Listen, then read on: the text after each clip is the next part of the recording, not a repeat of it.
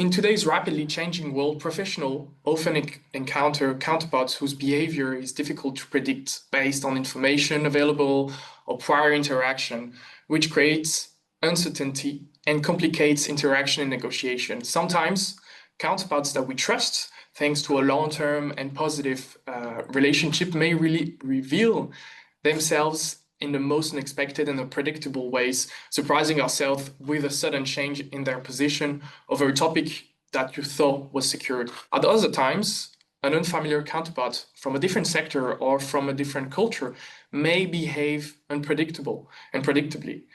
But is it genuine unpredictability, or is it a lack of understanding of their cultural references and values? Last but not least, we sometimes need to engage with our competitors who are unpredictable because of the nature of the relationship with us. Then the question is being asked, how can we deal with these types of unpredictable counterparts? What are the pitfalls to avoid and the golden rules to follow? To discuss today's topic, I'm very happy to introduce you to three speakers. So the first one, I'd like to present Michael Koplowski, who is a former senior US diplomat, trade negotiator, university professor, and Brussels lobbyist. You are currently a senior advisor at CRAB International and visiting professor at the College of Europe.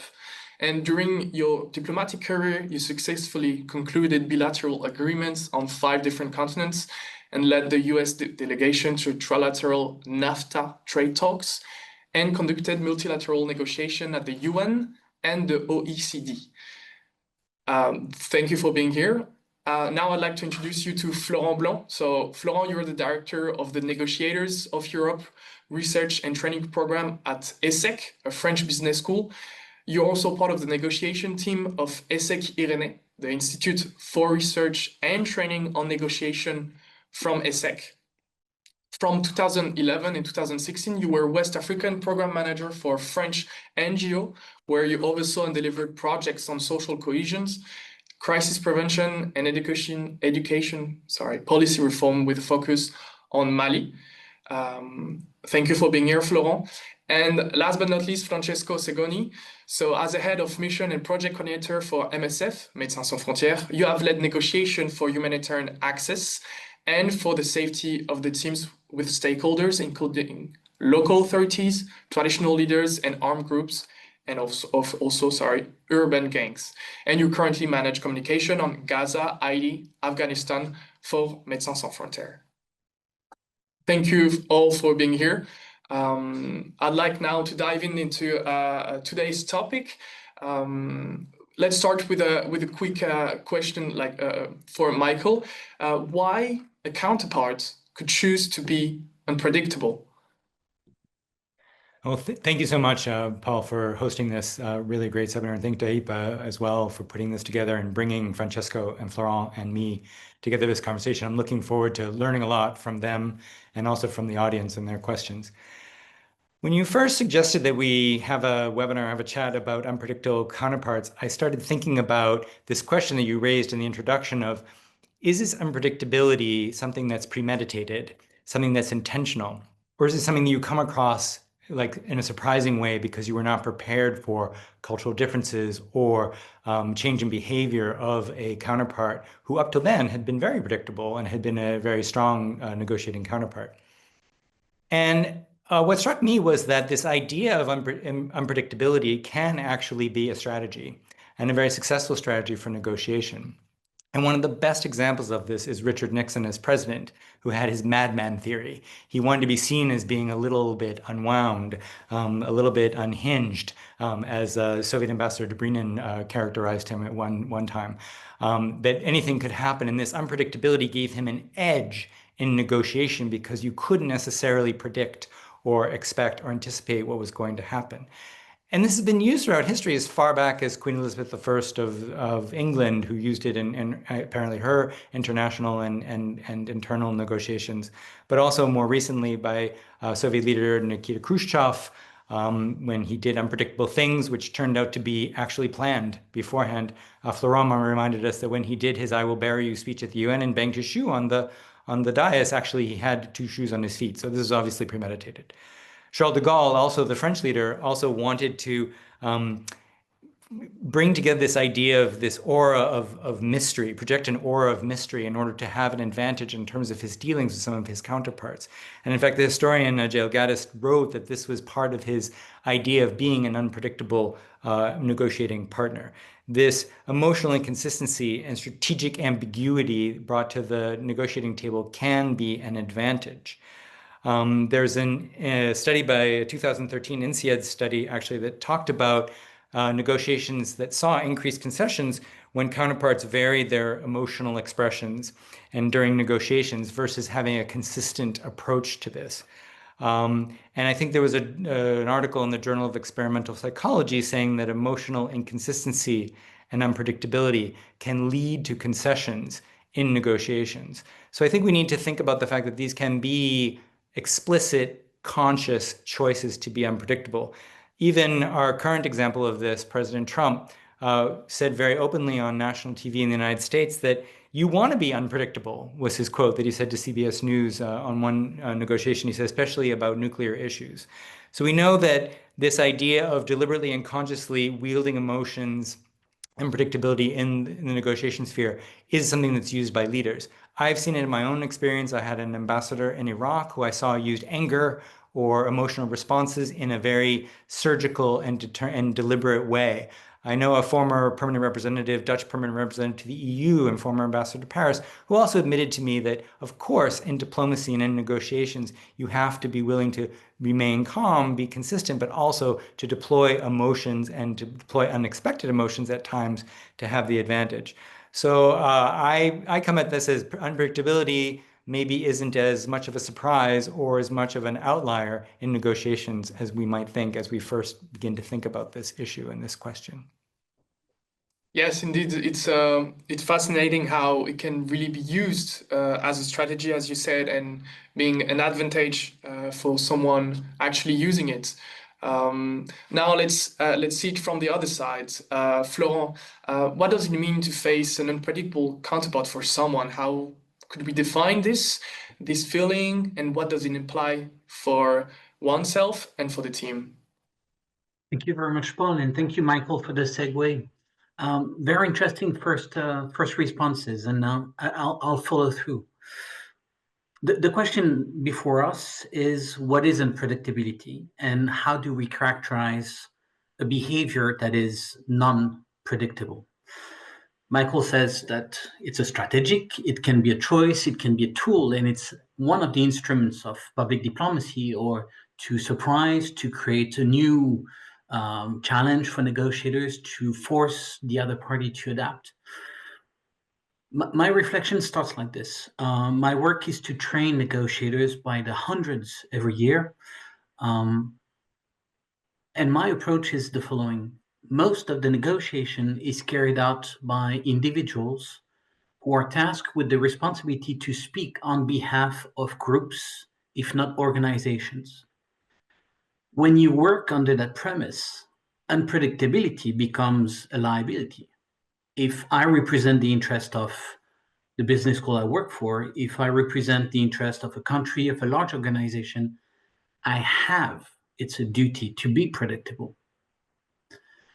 Unpredictability is a tool for those who negotiate on behalf of themselves or from a leadership position where they can muster the directions and know exactly how to use that tool of the negotiator to serve the interests of the institution or the group they represent. Anyone under the orders who is not at the top cannot afford to be unpredictable unless especially mandated, right? As a negotiator, you have to be predictable because you respond to someone else. You carry the voice and the mandate that someone vested in you to defend, to protect. You cannot be unpredictable for your boss. You cannot be unpredictable for the people whose interests you want to defend, because there's a responsibility to serve the interest vested in you. So the first take is, who can afford to be unpredictable? That should already tell our viewers and listeners that unpredictability is something that you have to account for. And if someone is unpredictable to you, then you should wonder first, is that a tool that they've been mandated to use? Is that something that I could have known? Because unpredictability, first and foremost, is a behavior that surprises me and that will elicit an emotional response, right? One of the first questions we'll need to ask, but we can go deeper into it later on in the conversation, is what did I miss? Why is this person behaving in such a way? And what could I have done to anticipate the attitude, the positions, or the emotional response I seem to be surprised by? Yes, indeed, very interesting. Now we're diving, as we can see, more into the strategy, understanding the tactics deployed, and with I think the audience, it's clear for them about the responsibility of sometimes being unpredictable. What is the cost of it? Now I'd like to talk more about with Francesco about the deliberate and genuine predictability. What in the question would be, what cues can help negotiator distinguish between genuine unpredictability and unpredictability, as Florent said, used as a tactical ploy, and how might cultural differences complicate this perception? Well, one clue, we just heard it from Florent, right? You know that you're negotiating with somebody who represents somebody else's position, interest. It gives you a clue of how predictable or unpredictable they might be or willing to be. And I was thinking of the experiences that I've had directly or indirectly through my colleagues, and they perfectly fit that description. I was thinking the recent events have brought to the fore, for example, the seemingly unpredictable, sometimes rash, even unhinged, to quote the word that Michael used, actions of the Houthi government in Yemen. That's a significant counterpart, a significant stakeholder for Médecins Sans Frontières. It's a country where we work, and we genuinely sometimes feel that we feel our bargaining power, if you want to call it, margin for maneuver is reduced because of that, because there's that element of uncertainty. But the notion of unpredictability is an interesting one to unpack and deconstruct, because I think everybody here agrees the discussion here seems to go in that direction, that we're not talking about crazy or foolish people acting in crazy and foolish manners, but rather what unpredictability means as part of a negotiation discussion. 99% unpredictability is more a feature of the interaction itself than an intrinsic quality of a counterpart. It may be a counterpart whose real objectives and constraints we may not be fully aware of or may not fully understand. I'd like to give you another example. Recently, following the earthquake that hit eastern Afghanistan a few weeks ago, we launched or tried to launch an emergency intervention in the area hit by the earthquake, but we were basically told that our help was not really needed, and we initially failed to negotiate our access to the area struck by the disaster.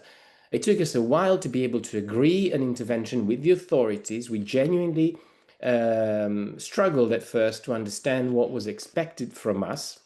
We've since been able to start activities, and we were told yesterday during a high-level meeting with the authorities in the area that Médecins Sans Frontières is number one among the 40-odd medical NGOs who are involved in the emergency response. I have no idea why they said that. We genuinely don't know what happened, because we felt somehow that we were struggling to understand where this negotiation was going. And we're still trying to find out, by the way. So if you're expecting an answer, well, maybe I'll follow up with that in a little while. But basically, yes, understanding the objectives, the constraints of your counterpart. Unpredictability can be the result of the internal dynamics of a group, shifting alliances, for example. Think armed groups that we often negotiate with. And as you said, Paul, cultural filters, which go with the understanding of the context and the situation that you're working in. So yes, very, very often there's still the case, right? There's still the case potentially of you're at a checkpoint in the middle of nowhere. This checkpoint is manned by a teenage soldier. He's intoxicated, drunk, drugged. That kind of unpredictability, though, is not a majority of the cases that we face. Yes, also very interesting. So what I could understand is the importance of taking into consideration the different perspective and indeed references, cultural references when exchanging with a counterpart. Now, I feel like we could also discuss strategies and approach. Francesco, I'd like to continue with you because it was very on point what you were saying. What are then the main challenges and the potential pitfalls when being confronted to unpredictable counterparts? I think you mentioned already a few of them. Well, the main problem, which I think applies in general, like I said, is that you seem to lose part of your leverage. It becomes more difficult to have a strategy when you don't fully understand, or where you cannot predict, or you feel that you cannot predict, because you don't understand the motives, the objectives, and the constraints of your counterpart. That limits to some extent your ability to develop a full-fledged negotiation strategy, or it reduces your margin for maneuver. You discover constraints, things that you were not aware of, and suddenly that can tilt the balance of the negotiation while it's happening. And now you're unprepared to face a situation. In our case, of course, when we're negotiating for the safety and the security of our teams, trying to keep them safe from harm, that is especially concerning, because then you know that what you're negotiating with can have like an immediate, very clear impact on your physical safety, on your ability to be there and exist as a humanitarian organization in that particular space. It's also a challenge because it conditions our ability to gain humanitarian access, independent, impartial, neutral humanitarian access, without which not only are our immediate operational objectives potentially compromised, but our own very essence can be compromised. The loss of that impartiality, of neutrality, can transform us into a party in a conflict, for example, and make us immediately vulnerable from that point of view. That's an immediate concern. The other obvious one is being instrumentalized, becoming a useful idiot or a pawn in a political ploy. Sometimes we are aware of the risk and still we have to live with it. When the Taliban took over in Afghanistan in 2021, for example, we were one of the few organizations that managed to ensure some continuity of the operations, of the activities in the area, and witnessed the sudden collapse of humanitarian aid and therefore of the whole healthcare system in the country. And at that point, advocating for continued support of the healthcare system and of access to healthcare in Afghanistan became caught in a very politicized and fraught discussion that involved the recognition of the new authorities in Kabul, the engagement of other countries with those authorities, and whether we would become inadvertently a player in that discussion. Were we advocating for engagement and recognition? Were we advocating on behalf of the people of Afghanistan or of the authorities of Afghanistan?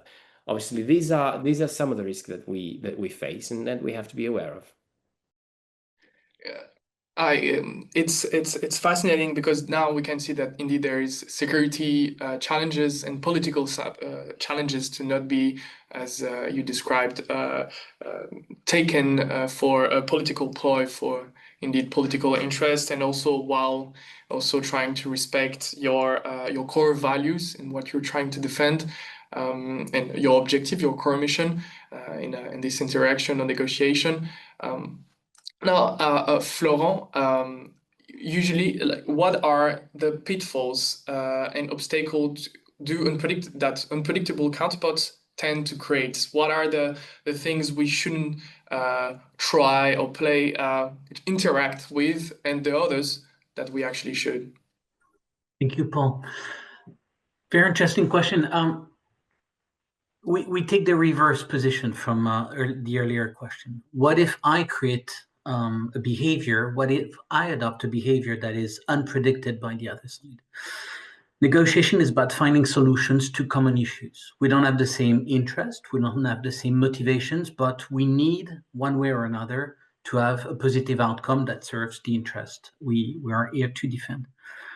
If I play on unpredictability, the first thing that disappears with the surprise of my interlocutor, it's the capacity to be predicted, right? The capacity predicted is what guides me in knowing that I can anticipate their behavior, I can prepare my position, and I don't have to control for everything they say to verify the veracity of their statement or what lies underneath.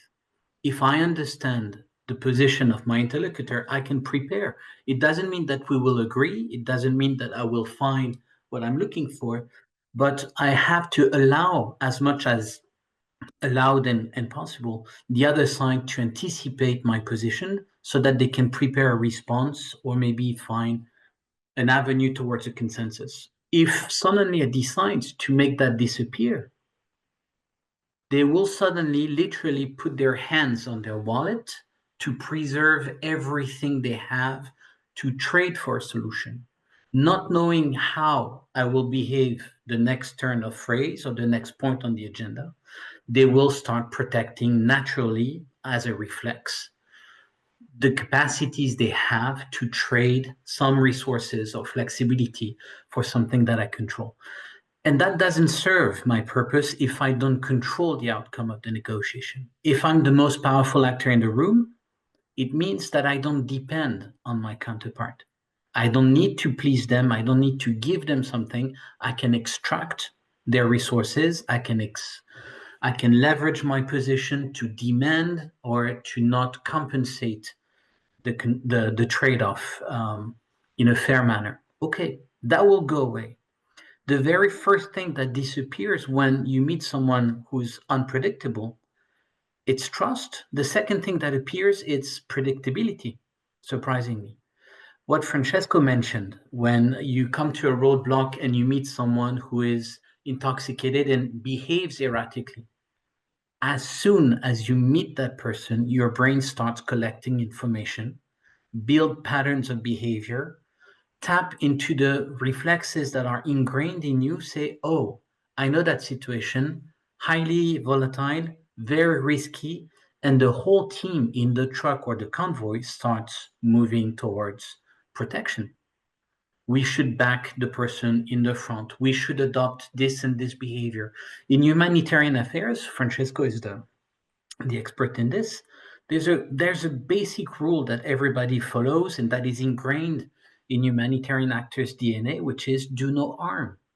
The very first thing that you cannot do in front of someone like this is give them what they demand, because then you become someone who fuels the conflict and will trigger the predictability that if I shove a gun under your nose, then you will give me your wallet. As soon as you start becoming predictable this way, you become a target and your action will become a ransom at every turn of point.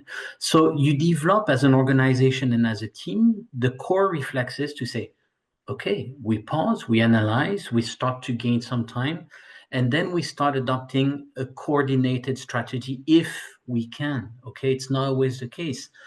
The surprise is often an element of speed, demanding a very quick reaction, and quick reactions are based on reflexes and ingrained positions that you have adopted as your own, right? But if I behave in an unpredictable manner, it will be very difficult for me to get to my objective because I will trigger defense mechanisms. And unless I'm the most powerful actor in the room, I will have to compensate to regain the trust and regain the capacity to find a consensus. Yes, as you rightfully described, there is being unpredictable versus being predictable has consequences for both, and it really also the one negotiator could take into consideration the power balance in the room and to be careful on what the person can do or cannot, and what is the interest for both action. And also, as you said, experience make the difference. We're making assumptions based on what we previously saw or heard, and we're acting accordingly. Now I'd like to talk about more the general approaches. Can I just Michael, comment on this, yes. Paul, for 1 second? Just comment on that. Most of my negotiations aren't questions of life and death the way Francesco had described in some of these issues. So negotiating trade negotiations or at the UN is a far more civilized and I think safe negotiation situation. But I wanted to respond to the things that Florent was saying. I agree with a lot of what you said, Florent, but I also wanted to share an example of where I actually was an unpredictable negotiator in practice and what that means, right? The example is I served at the OECD as a representative of the United States.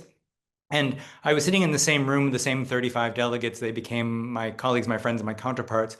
And it is true that over time, I built up a track record of trust. I was predictable. I signaled my intentions. I always tried to pursue win-win or at least compromise positions where everyone could live with them. And as a result, I built, I think, this idea of trust, credibility, reliability.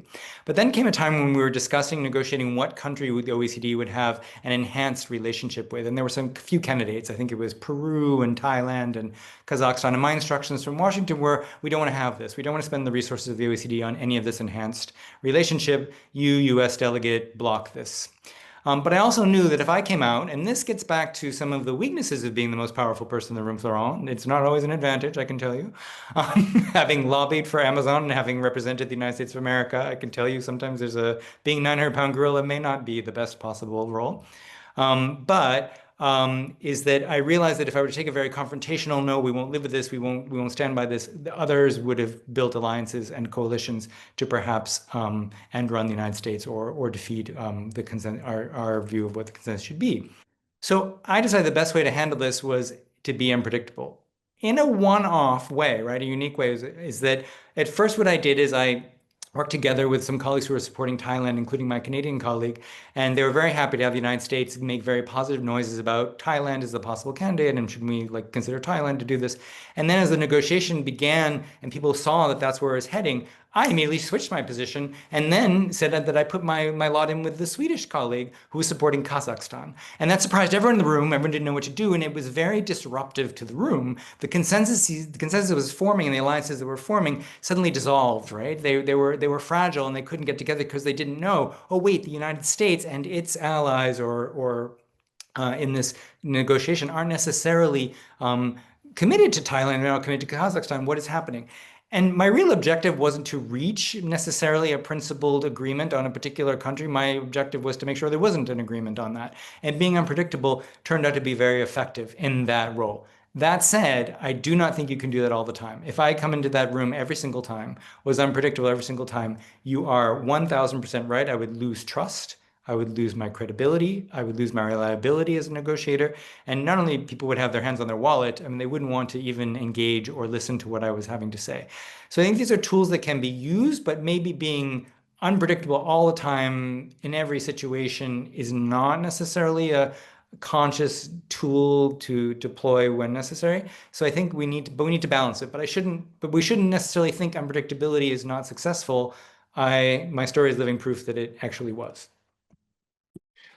I think, yes, it's clear with your story that we should be, that being a predictable counterpart could bring indeed create a lot of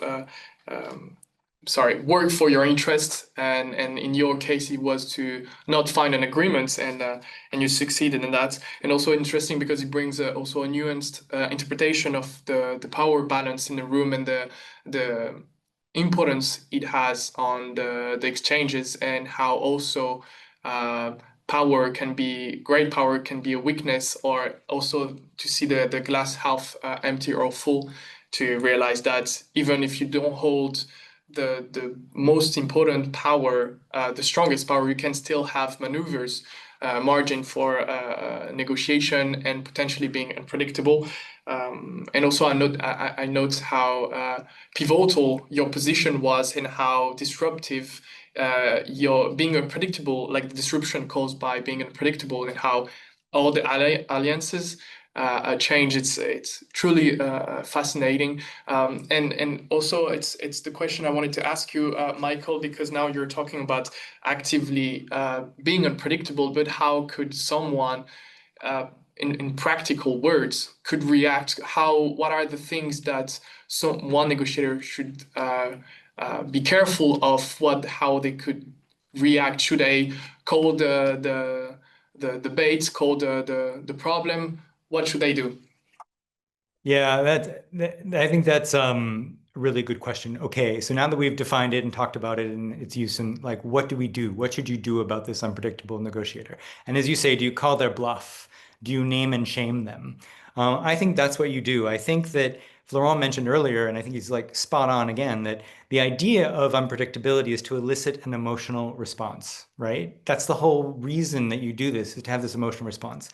And I worked with some really experienced and good trade negotiators in the United States at the U.S. Trade Representative's office. One comes to mind is Wendy Cutler, who is our lead negotiator with Asia and with China. And she said every time she went to a negotiation, the other side would always try to elicit this emotional response, get her off her balance, right? And that the idea was to stay calm and not let the emotions get to you. And so what are the tactics? What are the ways that you as a negotiator can do this?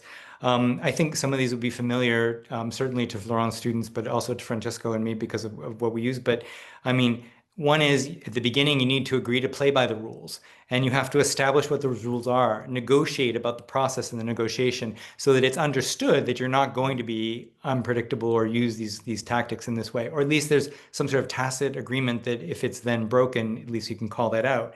Call it out, recognize it, raise it, name and shame it. As I said, you're doing this, you're being unpredictable, and you're doing this for a destabilizing and emotional reason. Separating the people from the problem, focusing on the facts and objective criteria rather than on whatever emotional response to unpredictability comes out in you, I think is very important. Again, we can focus on interests. The theory of going to the balcony, removing yourself in theory from the negotiation and looking at it externally to try to figure out where you are.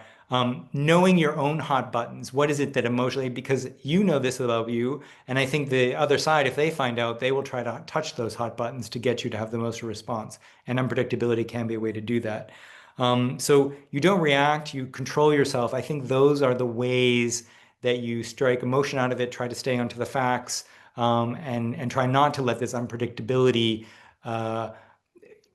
push you off of the path of your strategy for negotiation, which is a principled, interest-based, and dispassionate negotiation. Yes, I think you said many very key things for our audience, especially the one about separating the people from the problem. I think that's indeed, as you rightfully said, it's usually the thing that triggers people is the emotional reaction and thinking it's very personal. Whereas, as previously said, it could be just a strategy to get you off your emotions and just explode.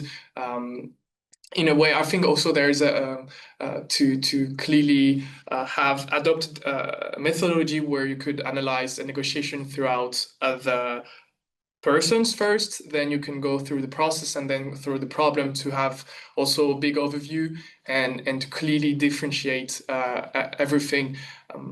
Now in this discussion, I'd like to give you also more time if you have anecdotes, longer anecdotes. Michael, you already shared one of with us that was fascinating, but of course feel free to bring another one.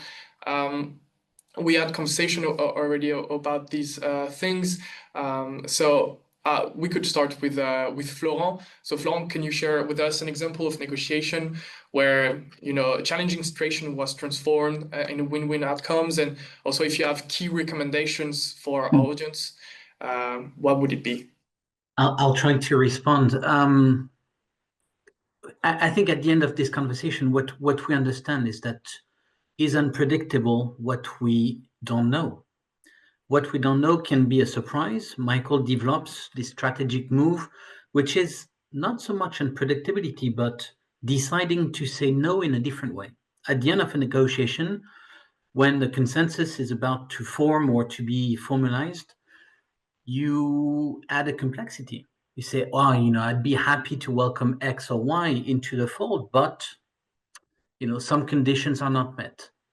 I'm not taking the risk of paying the price for the failure of the agreement to arrive, but I'm, just introducing at the last minute something that makes it too complicated to agree, and that, it's a way to prolong the negotiation. So it's a delaying tactic, right? It is unpredicted because you add a complexity, but it's something that surprises people. Most of the time, when I talk to people who negotiate in long agreement, multilateral agreements, the surprise is not intentional, but it's coming from a lack of capacity or the lack of time to collect information about what the other side is truly motivated by.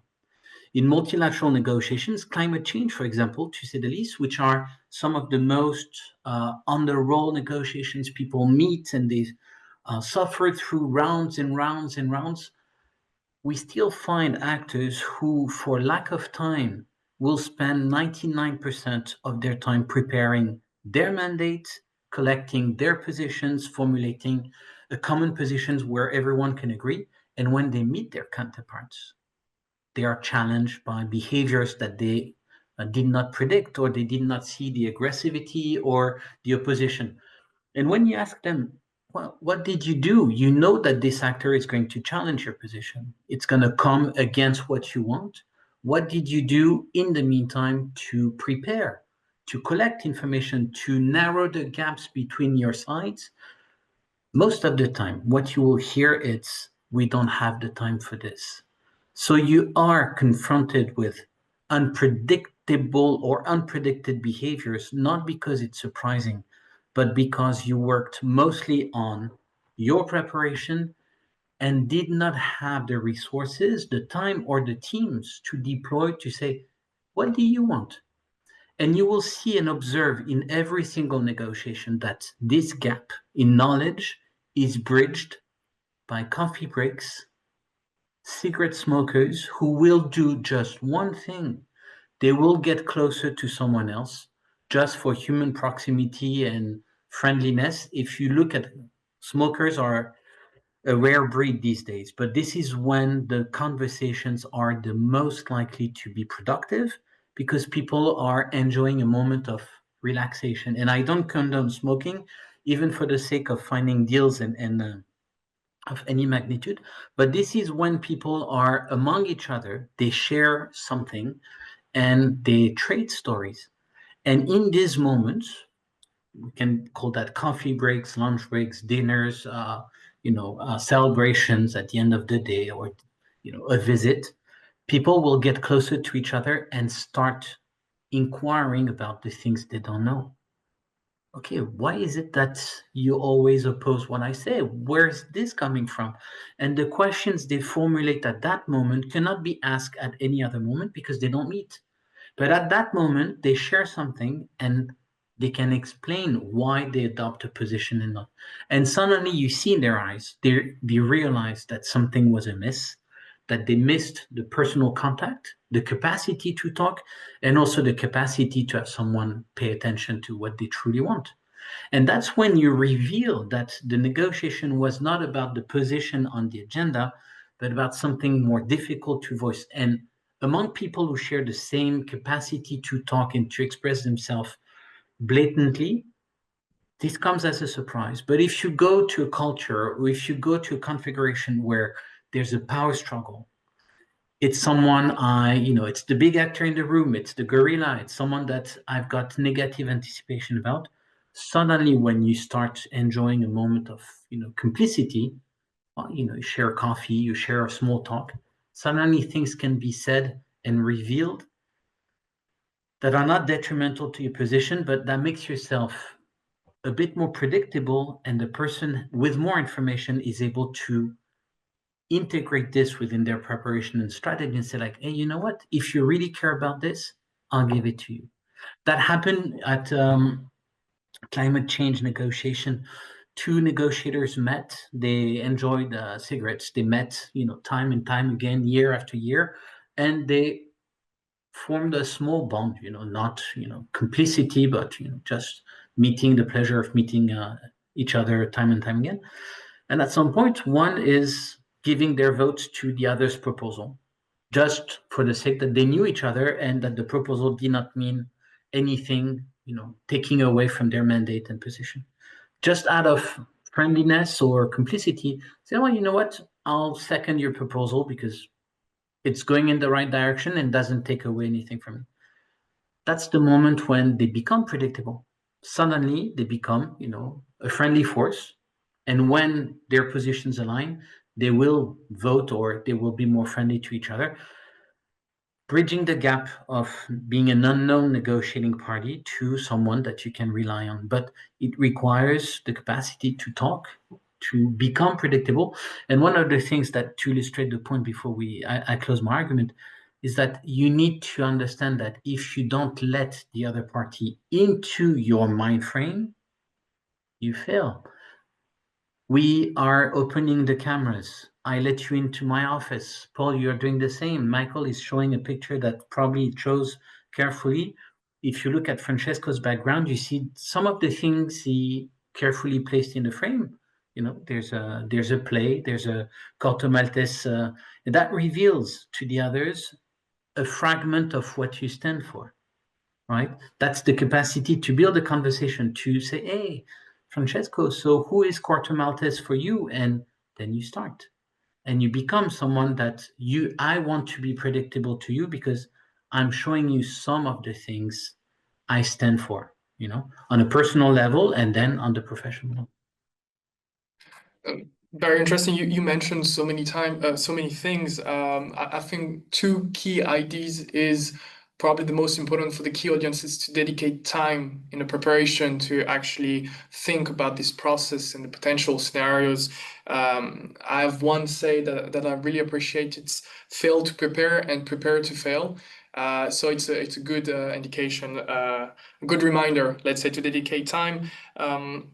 And also using unpredictability to actually become predictable, offering gifts, as you said, to bridging the gap between an unknown, probably threatening counterpart to actually being a friendly one could be also a very useful strategy. Francesco, you wanted to say something. I also have a question, but if you wanted to react to what Florent said, feel free. Yes, thanks very much, Paul. One thing, I'm going to start with a couple of personal things, but one is that this is actually my wife's office I'm using. So the stuff you're seeing around belongs to her. That's part of my unpredictability for you. So there you go. No, but seriously, okay, something else that I'll start from a personal detail, but this one is actually relevant for our conversation. Is I'm a big fan of American football. I don't know why it happened. I'm in my circle of very French Parisian friends. I'm obviously the only one. It's a very lonely hobby that I have. But one thing that I really appreciate about it, compared to soccer, for example, European football or the rest of the world's football, is soccer players are always blaming the referee. They're always blaming bad luck or injuries. In American sports, that kind of mentality doesn't work, doesn't float. You take ownership. It's on you. And when they ask a player, what about the injuries? How are you going to manage? You don't have your starting quarterback. They say, I can't control what I can't control. I can control what I can control. And I'm going to worry about the things that I can control and let the rest take care of itself. Now, I wouldn't necessarily advise a negotiator to have the let the rest take care of itself approach, but I would definitely agree that you have to control what you can control. And as Florent said, that goes a lot through preparing for it. For us in particular, as we mentioned before, sometimes unpredictability is the result of cultural aspects, of context understanding or lack thereof. So this is where you start. You start with preparing in a broad manner. Obviously, this works with any counterpart in negotiations at large, not just with unpredictable counterparts. But what it does in this case is it reduces a little bit, perhaps, the level of unpredictability. So understand your counterpart's background, past behavior, patterns, try and understand their unpredictability. Try and understand if there's any other absent negotiators, stakeholders, elephants in the room that are actually like a third silent party to the negotiation that may explain your counterpart's approach and attitude. Also part of the the preparation for the negotiation, and fundamental is define your red lines, understand what your red lines are. That line I'm not willing to cross no matter what. So that gives you an idea of how far you can adapt to unpredictable reactions from your counterpart. Okay, this was not expected, but well, maybe I can play along with it to some extent, with not with the attitude, because I agree you have to keep steady and not just react to unpredictability with more unpredictability, unless it's a strategy. But otherwise, keep steady, but know how far you can be flexible, adapt, change, without compromising your objectives and without crossing your red line. Be clear about that, at least with yourself. And also, yes, this also goes with negotiation at large, but I think it's even more important to bear in mind that you can always try and, again, steer the conversation towards a constructive, productive outcome. Florent said you find a way to say no in a different way, or you find a way to say yes to something that wasn't actually a question or wasn't even asked or in your counterpart's mind, but you turn it into a proposal that they may not have made. As an example, we have a humanitarian mission in Haiti, which is a particularly volatile country there. And our operations are basically at the front line of a conflict. Honestly, I don't know how else to describe it. It's practically a civil war that's going on there, although it's not named as such, between the generally law enforcement communities, the police forces, some militia forces that work with it, an international contingent from Kenya working with them on one hand, and the gangs or armed groups on the other hand that have now gained control of like 80% of the capital, Port-au-Prince. It's really, really violent, super violent conflicts. And when you have hospitals and do trauma activities, your patients, in many cases, come from either party. They're a party to the conflict. And your neutrality there is fundamental. It's crucial. Your impartiality there is fundamental. It's crucial for you to be able to carry out your mandate, your humanitarian mandate, and also be accepted by both parties. They will accept that you're caring for patients from the opposite party as long as you're also doing the same for them, and as long as you're not perceived as taking sides with anybody there. And this applies also to perception, to the way you're perceived, and this goes through your public positioning. Recently, we've had some rebuilding of the relationship to do with the police forces because of the number of patients that we've treated that are members of armed groups or gangs, which obviously we do as part of our medical mandate. But that has become increasingly difficult for the Haitian police to accept, because these are people that, once they're healthy, they may go back to the fight. They don't necessarily retire. So it's hard to accept that you respect the neutrality of an organization who are putting people back on their feet. And that's not the purpose, but it is what it is, that they can go back and fight again. So we met at several occasions with the police to explain and understand and clarify and talk about our principles of neutrality and impartiality in what we do. And as a result, we found ourselves unpredictably faced with a proposal to do a joint public campaign to inform and to communicate with the Haitian population at large through the Haitian police's own channels, including social media, social network channels, which is something that, from a perception point of view, would definitely compromise our neutrality, because we've never been seen, and we cannot be seen as carrying out a joint campaign with one of the parties in this situation, in this conflict. So we somehow managed to turn that into, okay, we'll send our communication professional to meet your communication people to explain to them and educate them behind closed doors, of course, and with no possible leak to the press, about how we communicate and our principle. And somehow this was not what they asked, but somehow this is what we managed to agree upon. So with a little bit of playing dumb, and I didn't quite understand what you said, but I think I understood, and this is my response to it. We managed to get out of a potentially very, very tricky situation.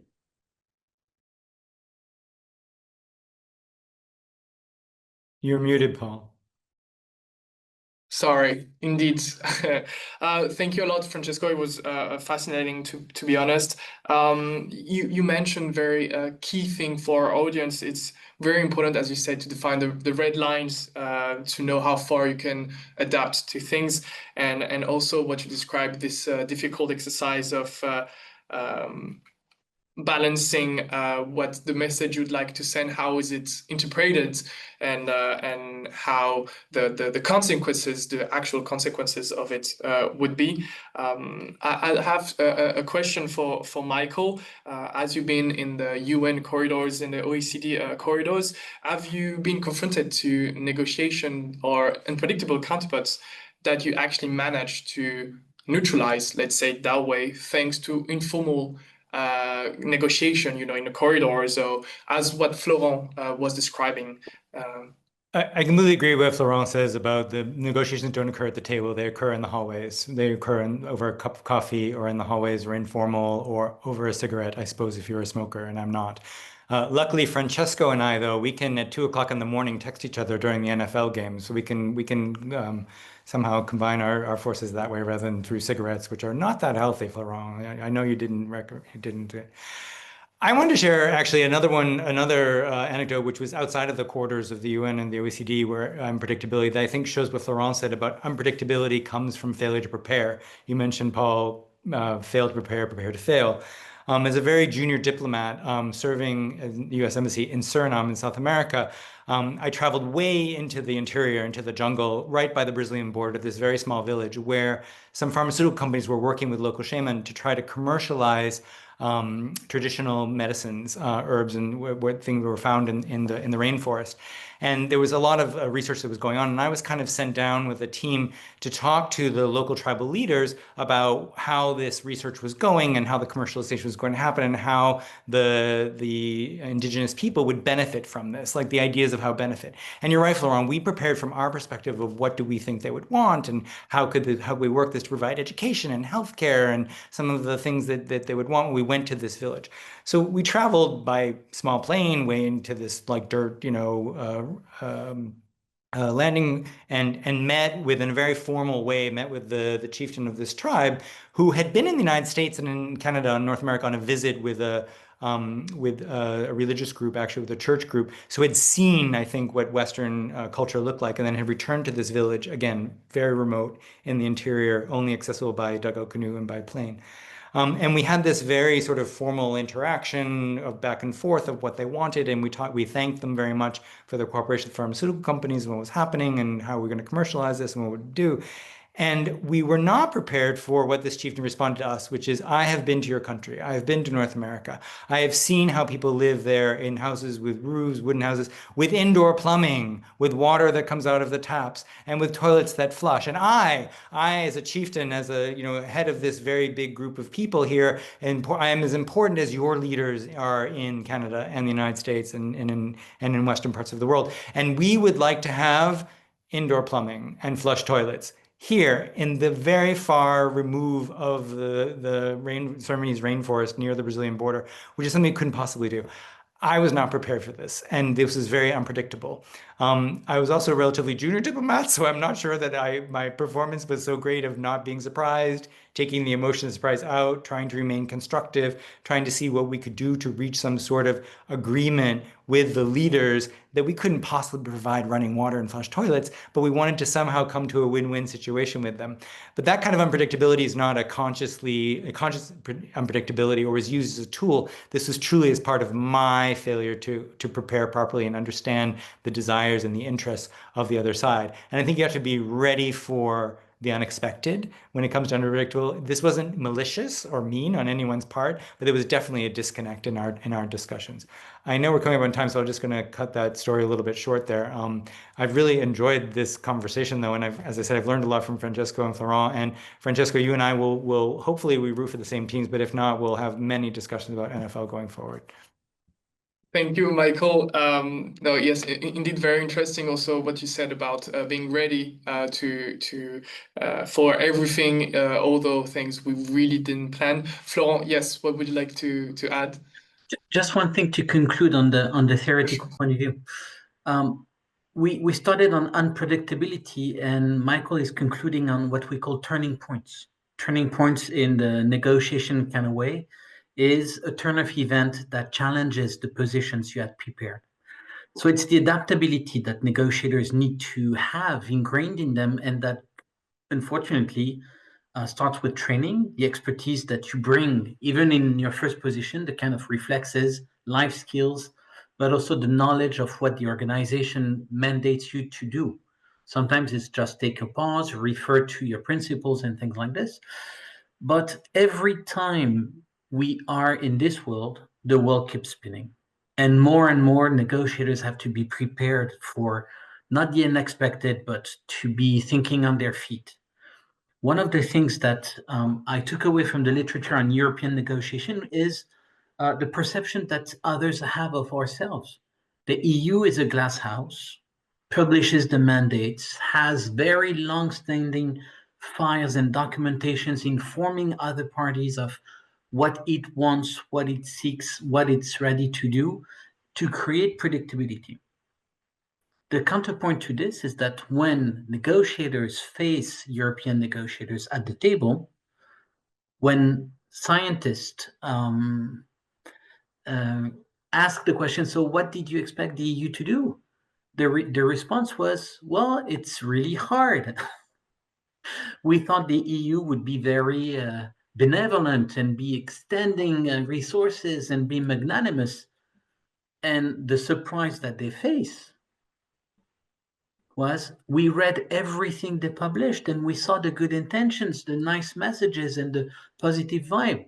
But at the table, they were extremely sharp and extremely unwilling to compromise. Meaning that people can take away the capacity to extend, to be generous in the discourses, but be very surprised that when comes the time to make an agreement, mandates have their own limits.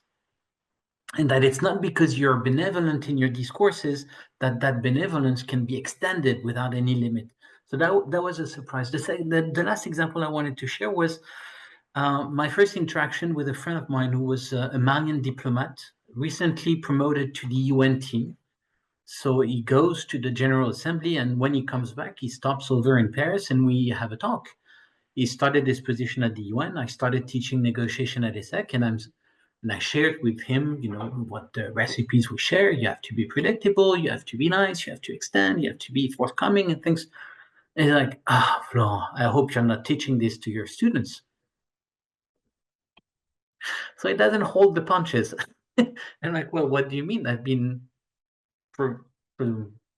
spreading lies and things. He's like, well, the world is slightly more complicated than what you think. Well, you hear that a couple of times and then you start changing the way you look at the world. It says at the General Assembly, we were meant to vote alongside one of the major European countries. We had an alignment of position. And in exchange for Mali's vote, we would get the vote of that member states on something that we cared about. Trade-offs. That happens in the corridors. That's part of the strategy at the UN to form international consensus. On the day of the vote, the member states was voting against the position that they agreed on. It could have been a major surprise and a major encroachment on the capacity to form alliances and form coalitions. But on the eve of the vote, that member state's negotiator came to him personally, shook his hand and said, I'm sorry, I lost the arbitrage in the ministry. We're going to take another position, and I don't want you to be surprised because it goes above my head. So one of the things that Michael started with, it's the capacity to play on the surprise when it serves your interest and when you try to mitigate the cost of that change of vote on your reputation. But negotiators know they are social animals. You need others to get things done. And you cannot be the person that is unpredictable. It's fine if you're Nixon, if you're a head of state, and if that's the kind of legacy that you want to leave. But negotiators need to get things done, and they need to make their life not predictable, but as easy as possible. And so that diplomat came, shook their hands and said, I'm sorry, I lost the vote. I hope it will not encroach on our relationship, and I hope we can work again with each other. And that's the positive side. There can be a strategic aspect to being unpredictable, but negotiators need and rely on others to get their jobs done. Indeed, and the negotiator was trying to ensure his long-term relationship with the other partner, and probably in a discussion, it's another discussion, it was really against, but presented it as actually, oh, it was outside of my power and someone else. So I think also that was pretty wise. Francesco, you wanted to complete or add something? Just 2 seconds, very, very briefly, because it's something that I think it's important. I think it's been mentioned and hinted, but I think it bears stressing that no model, system, or tip can ever replace the readiness and the ability to be there, to improvise, as somebody said, I think, experience, adapting to context. You can't try and use one approach that worked in one context with the same approach thinking is going to be working in another context. So nothing can replace that adaptability. You need a little bit of thinking on your feet, improvisational skills, and you have to be aware that you may not get where you want it the way you want it, following the route you want it, but you got where you wanted. That's the most important thing. Think of the example I made at the beginning about launching our emergency intervention in Afghanistan following the earthquake. We certainly didn't go the route we thought we would be following, but we got there in the end because we adapted. Yes, very insightful. Before jumping to the conclusion of this webinar, I'd like to invite the participants, if they have questions, to ask them in the chat. So to try to wrap up this fascinating conversation, we discussed about many dimensions of negotiating with an unpredictable counterpart. You highlighted many facets of unpredictable counterparts. We explored the underlying causes of unpredictable, the changing interest, the cultural differences, the power dynamics, and also the resulting challenges. So it could be mistrust, confusion, delays, misunderstanding. However, we also saw that how you can transform these challenges into win-win solution through preparation, adaptability, and strategic, preparation. If I say this again. In today's dynamic negotiation landscape, mastering the art of negotiation, the art of managing unpredictable counterparts is very essential. I would describe it something to deeply consider from the beginning of any negotiation or interaction. So as we move forward, I think the audience, one key message for them is to remember that negotiation is both a science and art, and continually learning and practicing, as Francesco so rightfully said, practicing the skills, going through those experiences, through real experiences or training simulation, will definitely strengthen your confidence and effectiveness in any negotiation settings. So thank you again, Michael, Florent, and Francesco for your intervention. Now it will be the question and answer. If the room has questions, for sure I have some more, but I'll let also the people, if they want to ask questions. Probably it's lunchtime, so they're probably looking forward. But if there's no first question, probably there's a second question, like this phrase. Well, we could wait for potential questions. I already had a question is, Francesco, do you have moments where you had to adapt to cultural differences with someone and you clearly identify? I remember Michael saying about the Suriname story where actually was confronted and probably disrupted by this behavior. Francesco, do you have examples where probably also you were disrupted, but more into did you use personal things or said certain things that actually helped you getting out of this unpredictable situation? Well, I carried out, I worked in a few Médecins Sans Frontières interventions in the Middle East, and I remember in particular one where I was working in Yemen and North Yemen in particular. And I remember having to meet and negotiate with some of the local stakeholders in order to be able to move around the area, which at the time was still an active area of conflict because there were still some occasional bombings, not every day, not in the area where we worked, but occasional bombings. And we just wanted to make sure that we had assurances from all parties that we would be able to go around there. And the difficulty that I found in terms of unpredictable elements linked with the culture, they were unpredictable to me because it was my first experience there. And no matter how much you've been schooled on the local culture, as long as you are new to that culture, there will always be some unpredictable elements to you. Was that you cannot just go and ask for security guarantees because this is not the way people think in a war zone, at least in that war zone. Again, we shouldn't be generalizing, but when two parties are fighting each other, our former president, Ronnie Broman, he likes to pass as a very cynical person. He's not. He's a huge heart, but I think this is something that some humanitarians tend to do. And he says, yeah, we keep calling parties in the conflict for the respect of the rules of war. There's only one rule in war: it's to win. You have to win it. Once you're in a conflict, you have no choice but to go ahead and win it. Again, like I said, he likes to be more cynical. He likes to appear more cynical than he is. But I learned there and then in Yemen that I couldn't just go out and say, please stop bombing because we'll be driving through that road tomorrow at that particular time, or please tell us when you will be bombing so we'll make sure that we're not in the wrong place at the wrong time, because it's just not the way it works. And so I had to find ways to make sure that they would become aware of who we were and what our activities were and where we would move and how and when, and somehow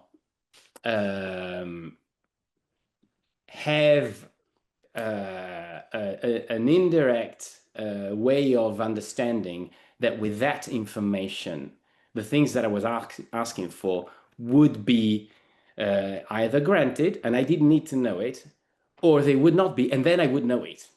I would know whether we could not move around a particular area. I would know where we could not be operating in a particular place, and we would have to adapt and know that that's a risk that we cannot take.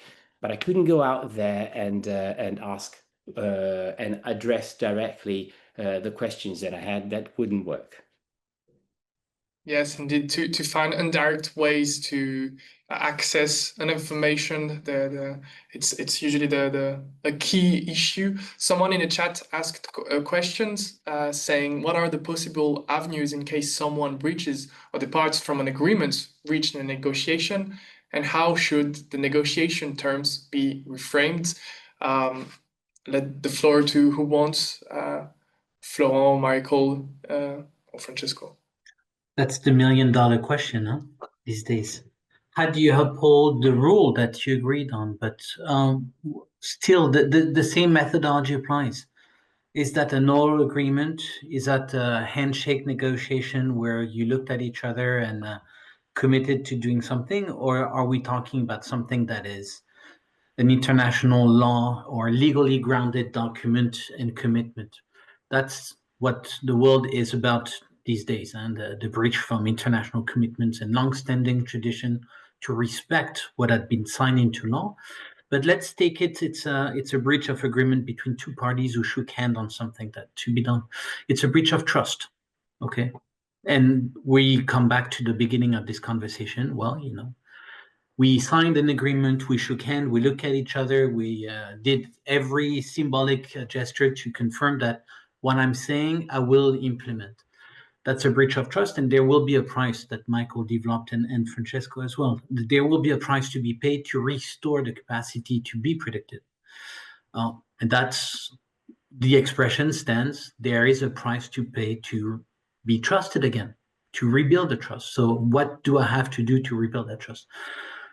If you breach a legally binding contract, then you just refer to the bottom of the pages that you signed that normally you don't look enough at, and you look at the fine print saying, well, in case you are found in violation of this agreement, this is what will happen, and this is the court that will judge and adjudicate the consequences. Well, suddenly that becomes a negotiation between the parties. Well, I'd like to not go in front of a court. And the question we have today is, in this day and age, the respect for the legal backing of contractual documents, and especially international law, doesn't hold when leaders do not agree with the courts that are supposed to adjudicate these cases.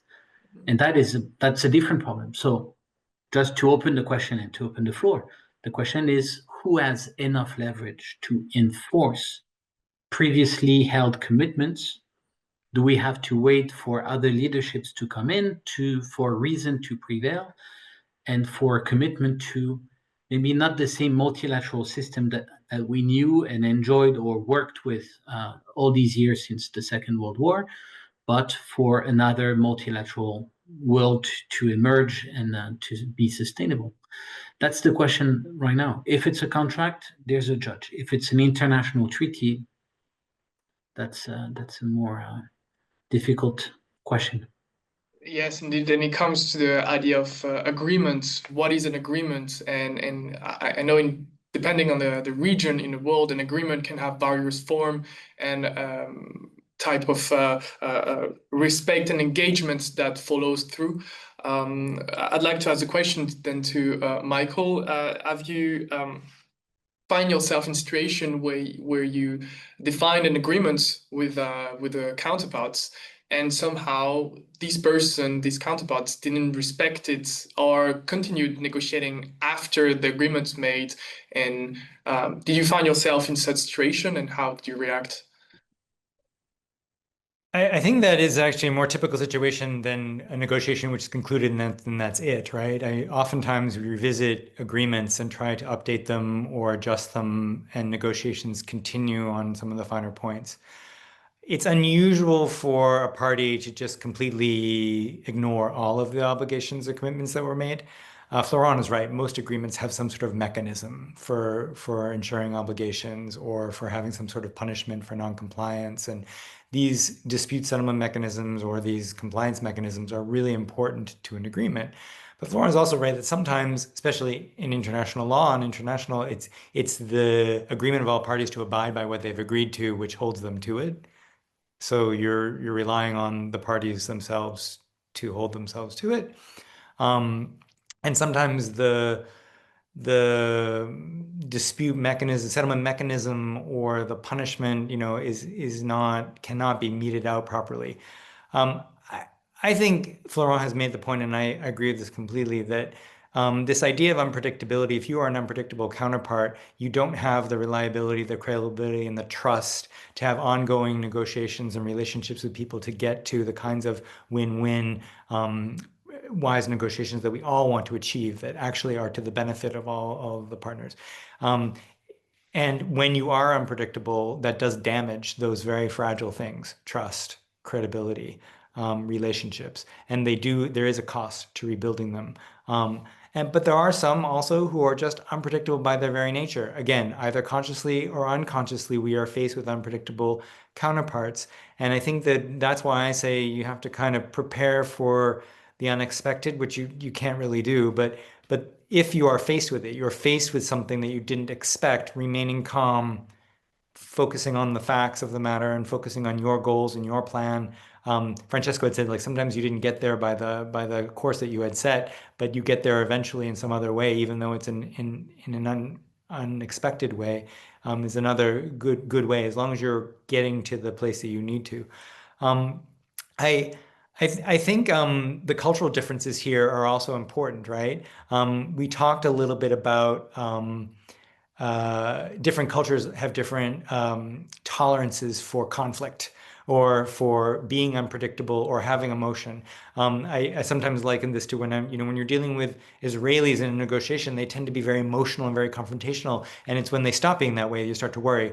Versus Swedes tend to be very calm and pragmatic. I'm making generalizations here about nationalities, but and then when they get angry, you know that there's really some sort of problem. I also think that even in this group, we're a group of diplomats and academics, our tolerance and our expectation for confrontation and for chaos is probably lower than it is for lawyers or business people who deal in these situations all the time, right? It's this idea of how do you feel with situations that are not structured and focused.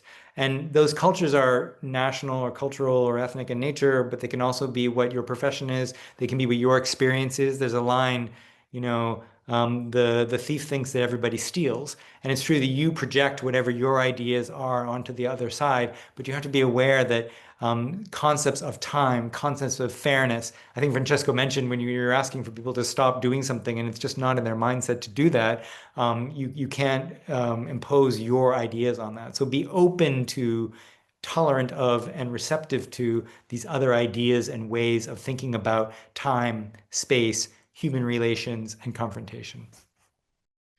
And indeed, a negotiation, as you describe, implies many different dimensions, and the tolerance for chaos is one of them. You talked also about the experience, and we could also address the loyalties, your own values, or the one of your boss or your institutes, and also the pressure you could have internally or externally that will influence the decision making and also the reaction to unpredictability, to unpredictable counterparts. Someone in the chat said tips on delaying with big egos to your party's advantage in negotiations. I'd like to take this one, if you allow me, Paul. Yes. And I think I'll link with what Michael was saying and Francesco. Negotiators work on behalf of others, right? So one of the things to ensure predictability, if forgotten by the person who speaks, it's those whose interests are represented, the stakeholders. You can do whatever you want if you're at the top of the organization, but the people who depend on your capacity to protect them will remind you that you're not as independent from them as you think you are. Electors, voters, constituents, people who can exert pressure on you will react to your actions and constrain your possibilities to get out of a deal. One of the things that happen in this day and age is that if you break out of the rules that you committed yourself to, well, you open the door for reciprocity. You are unpredictable, I will be unpredictable. You do this, then I'll do the same, and we understand that the rule is, a predictable site of relationship is helping anyone go on with their day and lives, right? Regarding Dr. Anusha's question, how do we deal with big egos? Big egos is a series of preferences that frame the perception of the negotiator in front of you as to what they seek. A big ego is looking mostly after the satisfaction that the negotiation will bring to their interest. I'm the boss, I want to win because victory is something I can use, to maintain my stance in power and things like this. When people negotiate out of ego and not out of the perception of planned negotiation strategies and collective interests, then they expose themselves to being manipulated. You want to be the boss, so that means that at the end, you have to feel like you controlled at the expense of many variables that are of prime importance in the negotiation, but that you will downplay because it's not something that you can either understand, control, or master. I want to be able to say, I won, I'm the one who come out of top. And very often it's an issue of framing. So we can let, and negotiators do that very frequently, I will let you win because that's a variable on which you can raise your fist and say, yes, I'm the victor, I'm the gold medal of negotiators. But the truth is out there, right? I can let you win if that's the necessity, because that's a currency that you use to, validate the deal or let the underlying variables go through without notice. But once again, that is something that you detect not at the table, that you detect before by building profiles of the negotiators you will meet. And profiling someone is not to study what they say and do, because that's too late. It's to build the capacity to anticipate that this person will be like this. They like to speak. They like to have the last word. They like to have the last winning concessions, which you can give if it doesn't cost you a dime, right? You want the prestigious thing. Okay, fine. You want the glitz. You want the glamorous. You want the shiny items. Fine. I'll take the important ones. And it's easy to do if what they care about, what they value as a sign of validation of their position differs from what you're truly after. That requires careful preparation, analysis, and to come back on what Francesco had mentioned earlier, to have someone on your team who knows the person, who knows the context, and can help define a strategy. Yes. One key thing I think that you mentioned at the beginning it was a indirect reference to the game theory about trying to be seen as a potential partner, but also remaining unpredictable enough to not be fully predictable is a key thing. And indeed, to have different channels to connect and to interact with big egos are usually a great thing. And in order to, I remember a phrase, I think that it was from a Harvard expert who said that your goal entering the negotiation room, it's to be able to write the victory speech of your counterpart. So it's to find ways that the person will be convinced that he won, how we define it, or she defined it. But to be able to do that and kind of integrating your interest in this victory speech. We're reaching the end of this webinar. If you have one last recommendation and also a last moment for you to say it, otherwise we can conclude. Just letting you the space or the time. Do you want to add something, or we're good? We said a lot of things and fascinating. Yes, Florent? One last word. Most of the people maybe who are listening today, or the people we work with, work in teams, right? Negotiators cannot negotiate on their own. This is a fallacy that was brought by the idea that negotiators can win on their own, that you can be a master negotiator. That's the kind of marketing ploy that we use, but we all know the negotiation we practice is based on the collective work done and carried out by teams that are specialized. You've got the person negotiating who's got these special skills. You've got the people collecting data, the people analyzing data, the people preparing solutions, the people working on policies. And it's the conjunction of all these lines of work that makes for a strong position at the negotiation table and the capacity to anticipate. We see every single day in Brussels that the stronger positions are the ones that are the most informed, the ones that are able to collect and sense the small signals, the ones that normally you would not detect because they've got the pulse, the finger on the pulse of the patient. They know how the city lives, they know how the embassies are working, they know the talks of the day, and they frequent the different arenas where information is shared. That's the function of an embassy. That's the function of a European delegation. That's the function of cocktails and all the things that we very often overlook. But this is where you get, the trends, the emerging voices, and the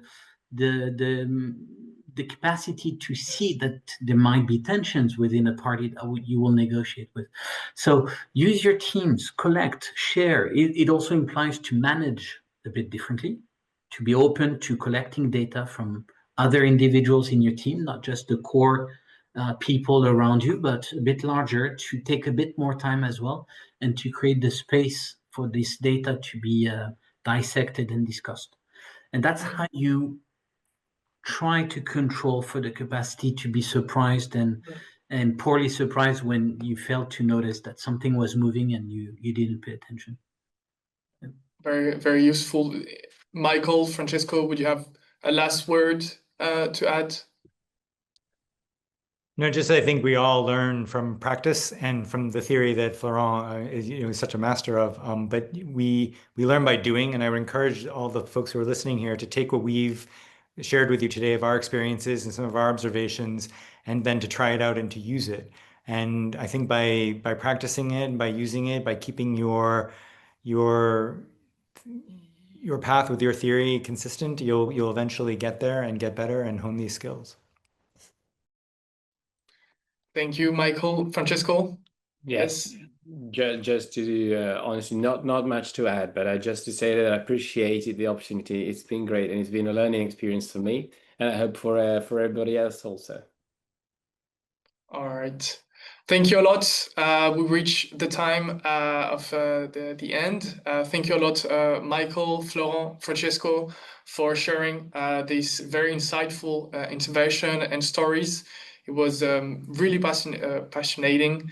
I also would like to thank all the participants who attended this webinar. Also to thank Frank Lavado, who really helped me organizing this webinar. Yes, so the replay of this webinar will be available on our YouTube channel. So if you want to watch it again and share it with your friend and colleagues, feel free. Michael, Florent, Francesco, thank you again.